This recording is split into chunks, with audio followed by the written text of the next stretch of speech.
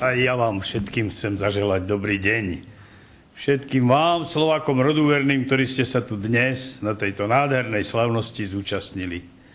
A už keď som vkročil sem a videl tú výzdobu, ktorá symbolizuje cieľ nášho stretnutia, tak vidím tú lipu slovanskú i autora Všeslovanskej vzájomnosti, Slovanstvo a svet budúcnosti knihy i našu nádhernú vlajku s dvojramenným krížom, čo krajšie ste mohli pripraviť. Ale ja som prvýkrát tu, preto som musel priniesť pozdrav najkrajší. Od 350 miliónov Slovánov, ktorí boli zastúpení na Všeslovanskom 10. zjazde v Kyjeve. Keď som si uvedomil, že aká je to sila, tak som trošku bol sebavedomejší. Lebo my v tom malom Slovensku, jak pán Vilko Hornáček hovoril, niekedy strácame istotu pod nohami.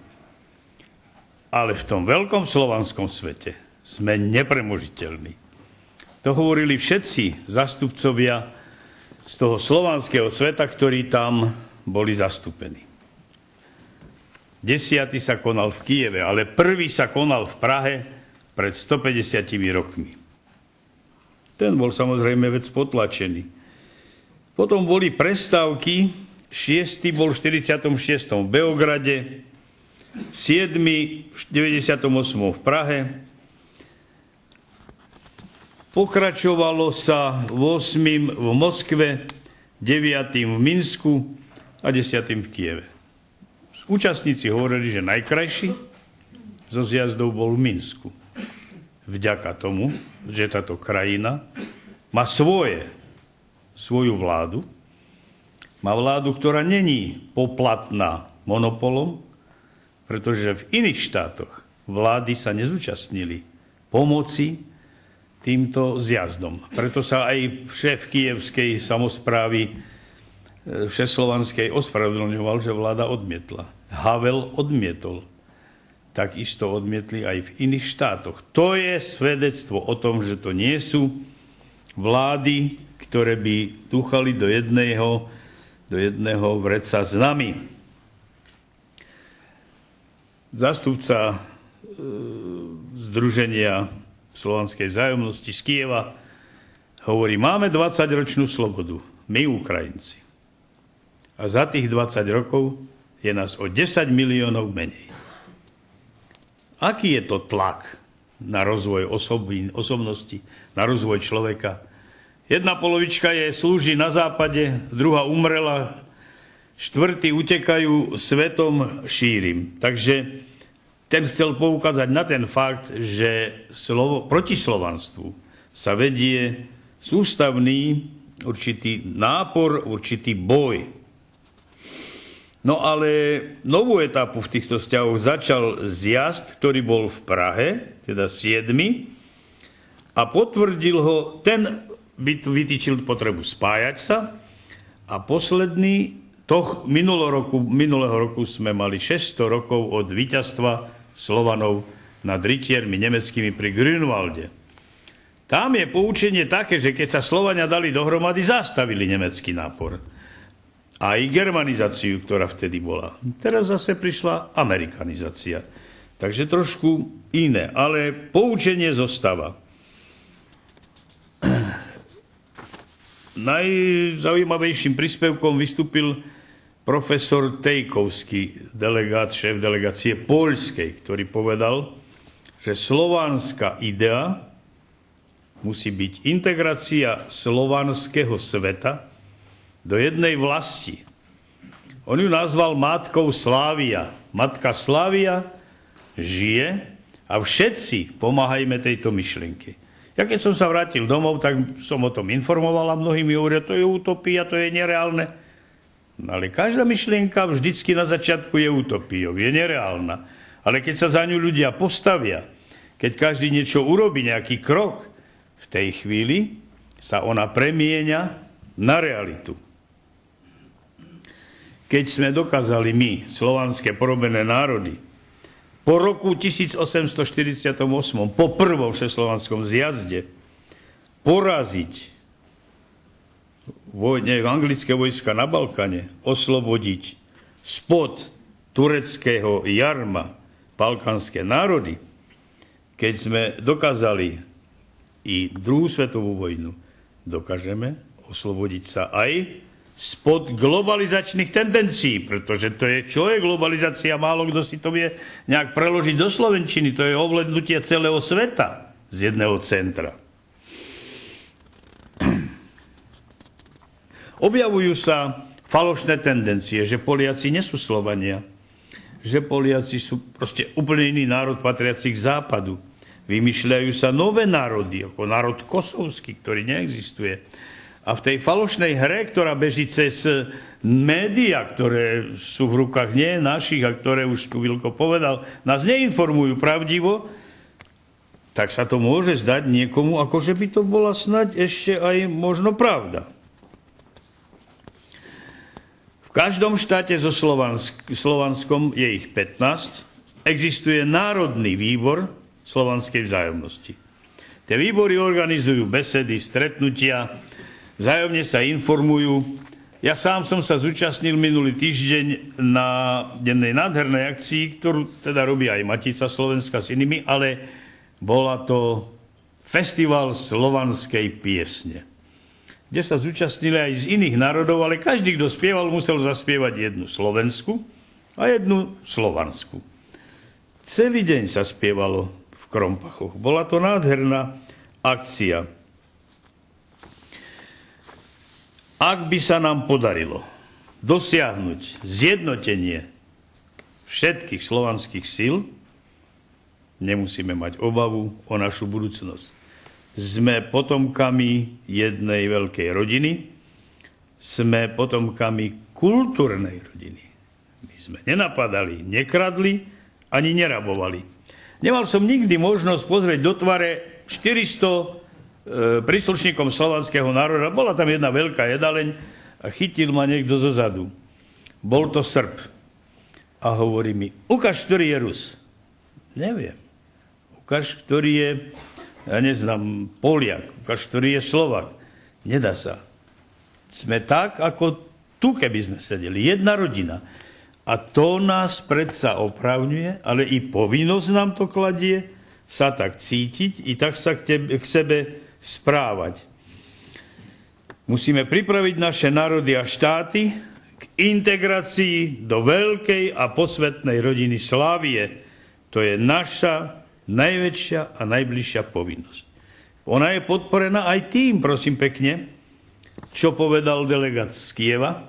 Ona je podporená aj tým, čo povedal delegát zo Srbska, ktorý povedal, že sa uzatvára genocída nášho národa, keď po bombardovaní ich vlasti radioaktívnymi zbraňami sa šíri v tejto oblasti rakovina tak, že už zasiahla skoro 50 000 ľudí. Ale nie len Juhoslovanov, alebo Srbov, ktorí tam tedy boli, ale aj vojakov NATO. Takže vidíte, ten meč Boží a spravodlivý je vždycky trošku inač, než si ten, ktorý rozkladá oheň mysli. Tak si to uvedome aj my. Šírme myšlienku slovanstva, je zaujímavá, je naša. Ešte od toho Srba som sa jednu vec dozvedel, keď už hovoríme o histórii. Venoval mi knižku História Kosova a Matochie, alebo čo je Kosovo a Matochie. A na jednej strane sa chvália Srby, keď predtým píše, že mali dovolené ešte za vlády komunistov svoju históriu len po rok 822. Neviem prečo. A v tej knihe sa chvália, to je Akadémia vied Srbska vydala, keď už v análoch franských sme sa dozvedeli, že náš cár vodca našich Srbov teda, pomáhal bojovať slovenskému, nie slovanskému kniežaťu, Samovi, v bitke v takej a v takej, tam a spoločne zvíťazili. Tak keď vo franských análoch Srbi našli naše knieža slovenské Samu, tak naši vedci to prečo nenajdu? Prečo tam nejdú, kde sú tie zdroje, na ktoré sa oni odvolávajú? Tak i tu je tá ochota, i tu je ten pocit určitej povinnosti priniesť na oltár svojho národa, jeho dejín, jeho histórie nejakú obeť. Dajme sa prosím spoločne dohromady, každý z nás, jedno polienko, a určite sa nám dobrá vec podarí. Nech žije Matka Slavia, ktorá nás všetkých vie ochraniť. Ďakujem vám.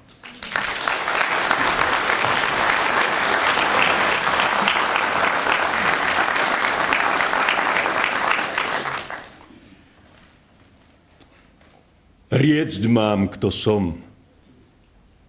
Či svetlom a či stínom, bo iné vám nič jasna nepodá? O slepci! Veď na oceáne synom sme predsa niekde voda a voda len jednofarbá. Už keď chcete, synom som v svete najväčšieho národa. Či k poznaniu už dosť?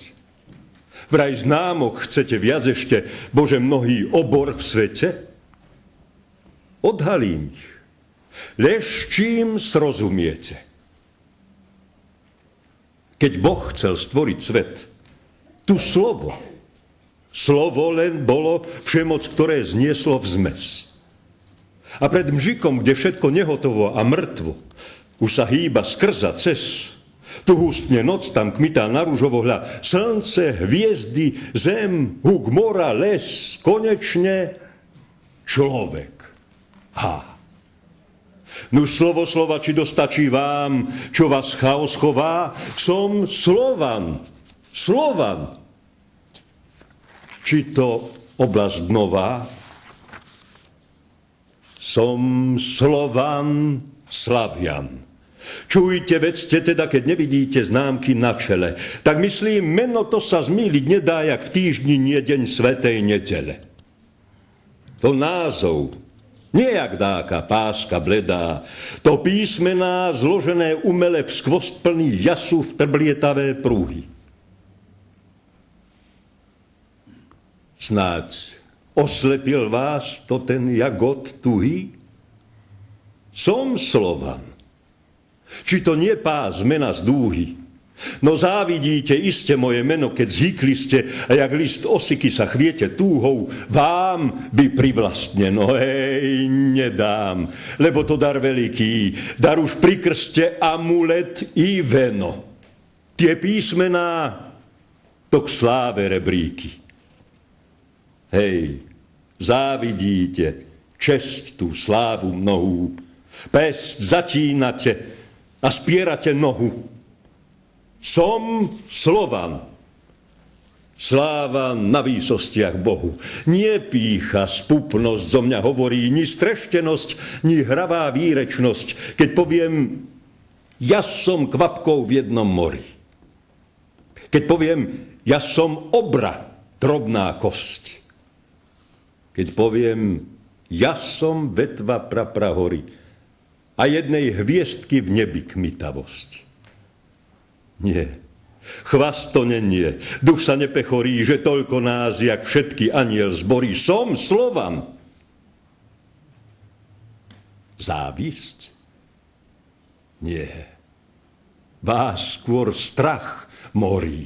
Ľakáte sa, viem toho obra, preto zachvenie vaše jeho predmenom.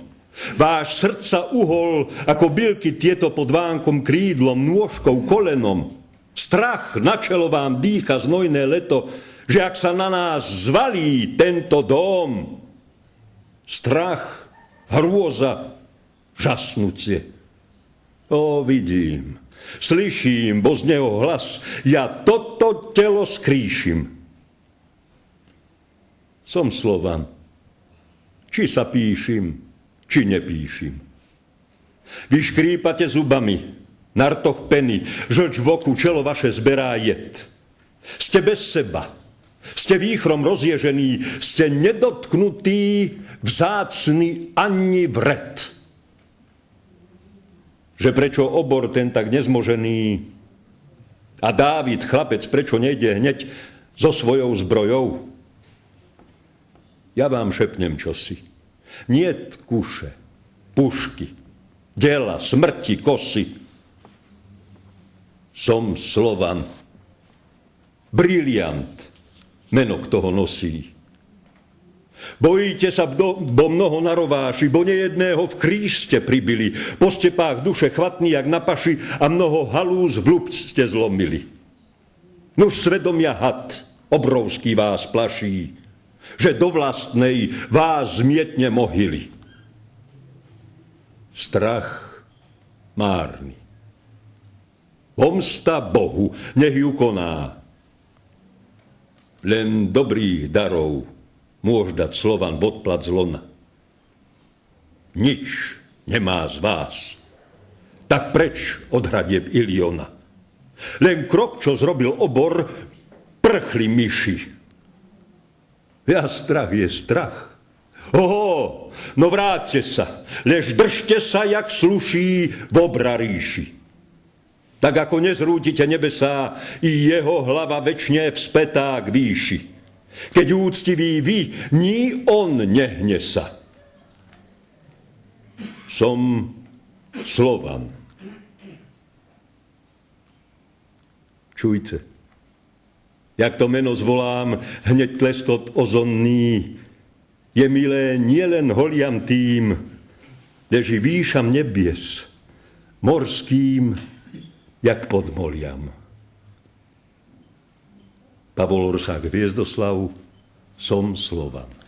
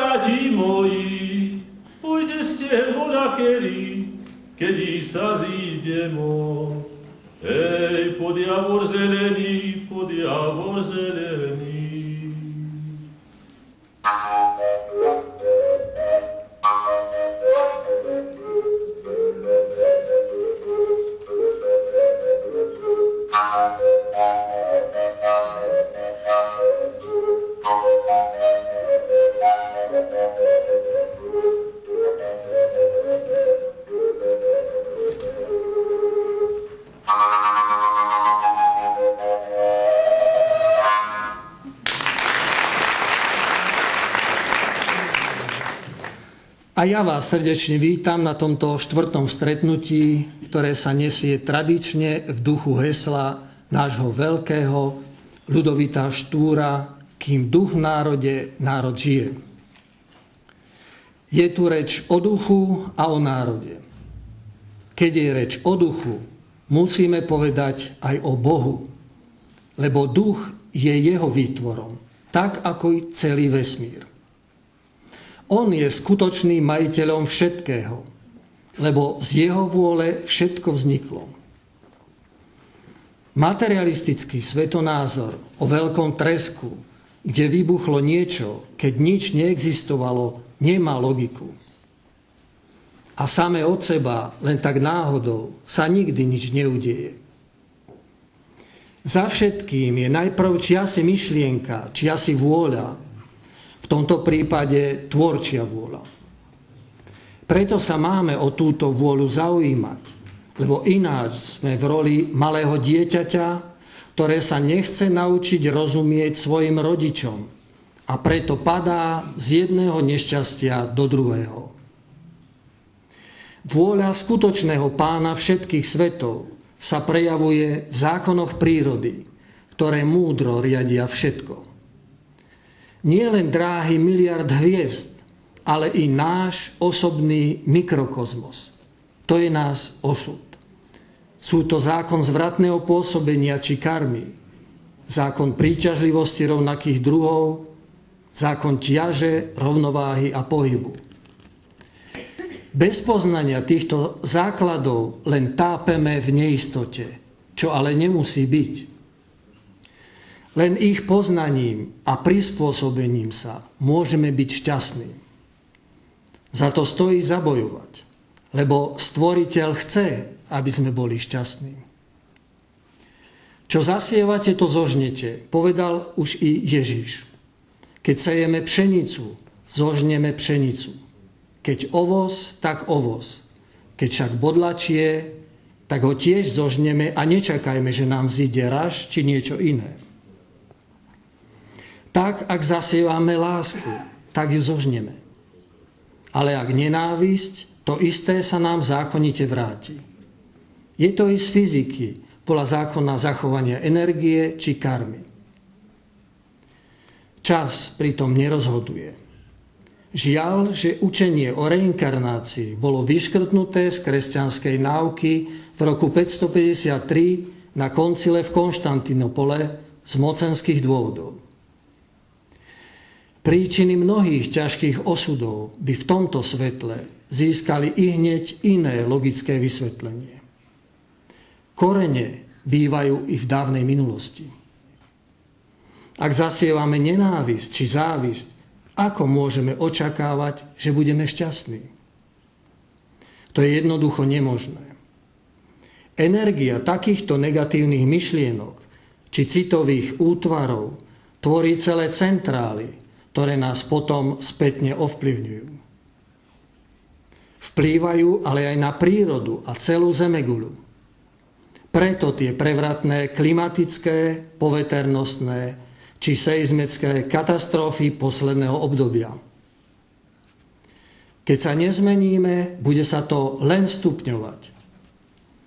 Svojím správaním držíme teda aj osud zeme vo svojich rukách. Zle si však počíname a príroda sa preto búri. Ak sa v tom nezmeníme v krátkej dobe, bude s nami zaobchádzať ako s nežiaducím hosťom. Vyhodí nás, či zmetie. Mali by sme preto prekonať vlastnú pohodlnosť, žiť vedomejšie v požičanom a snažiť sa nájsť odpovede na najdôležitejšie otázky nášho bytia ako kto som, odkiaľ prichádzam, na čo som tu a kam smerujem po odložení tela, nakoľko jeho smrťou neumrie ani atóm duše. Dnes sú k dispozícii jasné odpovede na tieto otázky, ale len pre vážne hľadajúcich. Ciele, ktoré si dávame bez poznania týchto odpovedí, neuspokojujú naše vnútro, nášho ducha, tej nesmrteľnej iskry v nás, ktorý má svoj pôvod vysoko nad hmotnosťami, kde má za úlohu raz sa aj vrátiť. Preto tá nespokojnosť, lebo jemu hmota nestačí, chce viac. Oči máme však prevahou činnosti rozumu sklonené len k zemi, ako by iné nejestovalo. Obrazne používame vlnovú dĺžku len jednej rádiostanice a čudujeme sa, že nepočuť iné. Nuž neprelaďujeme na iné. Je potrebné prejsť viac na frekvenciu citu, ktorý je jediným prejavom ducha a ktorý sa prejavuje srdečnosťou. Tým by sa mnohé zmenilo, ba všetko, lebo v súčasnosti národ hynie na nelásku a studený rozum ju nemôže nahradiť nikdy. Nezáleží, akého sme vyznania, či evanjelici, katolíci, alebo my, vyznávači posolstva grálu. Veď ani Ježiš sa nepýtal po vyznaní, ale čo prospešného a užitočného chce človek urobiť. Mali by sme sa zomknúť všetci okolo týchto zásad, ak chceme, aby raz došlo k výstavbe a skutočnému rozvoju našej obce. Lokál patriotizmus je preto prepotrebný a je vždy ozdobou. Kto si múdry raz povedal, že je dobré si tvoriť pozitívne obrazy. Keď ich živíme svojim citom a trváme na nich, počase sa zvyknú naplniť, čiže zhmotniť. Sme tu prakticky v srdci Slovenska, len niekoľko kilometrov od jeho geometrického stredu, ktorým je hrb alebo vepor. Bolo by krásne, keby raz práve odtiaľto z Ľubče vychádzali, podobne ako krv zo srdca, do celej krajiny ozdravné prúdy vo forme duchovného, ale i pozemského obrodenia. Prúdy vlastenectva a všestranného pokroku. Myslím si, že na to máme. Keby sme dali hlavy dokopy, či už formou ekumény, spolupráce ľudí rôznych vyznaní, spolupráce s tu prítomným predstaviteľmi Združenia slovenskej inteligencie, ktorí roky pracujú na projektoch prospešných pre Slovensko, Matice slovenskej, alebo dobrých návrhov od nás občanov na zlepšenie chodu obce, jej skrášlenia či zvýšenia zamestnanosti, ktoré by náš pán starosta iste rád privítal, mali by sme z toho radosť a osoch všetci. Myslím si, že o také pozitívne obrazy by sme sa mali pokúsiť. V nedávnej minulosti sme také zjednotenie zažili, napríklad počas majstrovstva sveta v hokeji. Videli sme to nadšenie, slovenské zástavy dokonca aj na autách či spätných zrkadlách. To, že sme nevyhrali, sme našim už dávno odpustili, lebo hrali naplno, so srdcom, no naviac nemali. Bola to síce len hra, no ten pocit spolupatričnosti sme všetci zažili. Potrebujeme ho, ale dnes na vyššej úrovni. Podobné to bolo aj v 68. roku, keď nás okupovali Rusi či za vojny Nemci. Bola to vtedy odvaha až hrdinstvo postaviť sa taký maličký mocnému agresorovi, ktorý mal v pláne podrobenie až likvidáciu Slovanov. Mali by sme si zobrať príklad z našich predkov, ktorí sa v nebezpečenstve vedeli zomknúť aj so zbraňou v ruke na obranu krajiny, často proti veľkej presile. Boli skutočnými vlastencami. Dnes sme tu na to, aby sme všetko dobré podporovali a zušľachťovali. Ak by sa naše návrhy a konkrétne kroky vo vyššie spomenutých oblastiach osvedčili, dali by sa použiť i na úrovni kraja či ďalej. Prečo by sa malo všetko piesť len v Bratislave? Veď vidíme, žiaľ, kam to naše Slovensko dnes smeruje v rámci globalizácie. Do cudzieho jarma. Preto je dnes dôležité viesť naše deti k láske k vlasti, rodnej hrudi. Veď keď si sami seba nebudeme vážiť, ako chceme, aby si nás vážili cudzí. Áno, potrebujem poznať i svoju minulosť, naše korene. Bez ich poznania sme ľahko ovládateľní. Preto by sa malo v školách klásť väčší dôraz na výchovu k vlastenectvu. Veď v USA, kde sú len pozbieranci z celého sveta, lebo pôvodných obyvateľov vykinožili, hrajú pred vyučovaním deťom hymnu a tieto si držia ruku na srdci. Tak ich vychovávajú. A my, starý národ, si nevieme chrániť ani to, čo nám patrí. Treba to zmeniť. A keď sa spájať, tak medzi seberovnými, medzi blízkymi Slovanmi. Slovo národ nie je prežitkom. Každý si má podržať to svoje vlastné, pekné, rozvíjať to a doplňať sa v pôsobení, nie miešať sa a vytvoriť jednu divú, nepeknú zmes. Kvety na lúke, ktoré svojou krásou a rôznorodosťou obšťastňujú, nech sú nám príkladom. V praxi na podporu týchto myšlienok by sme mali uprednostňovať nákup slovenských výrobkov, ktoré ešte ostali pred cudzími, aby sme udržali naše firmy a zamestnanosť. Aj to je jedna forma naplnenia zmyslu štúrovského hesla udržať slovenského ducha pri živote v malých pomeroch, ale našich. Ďakujem za pozornosť.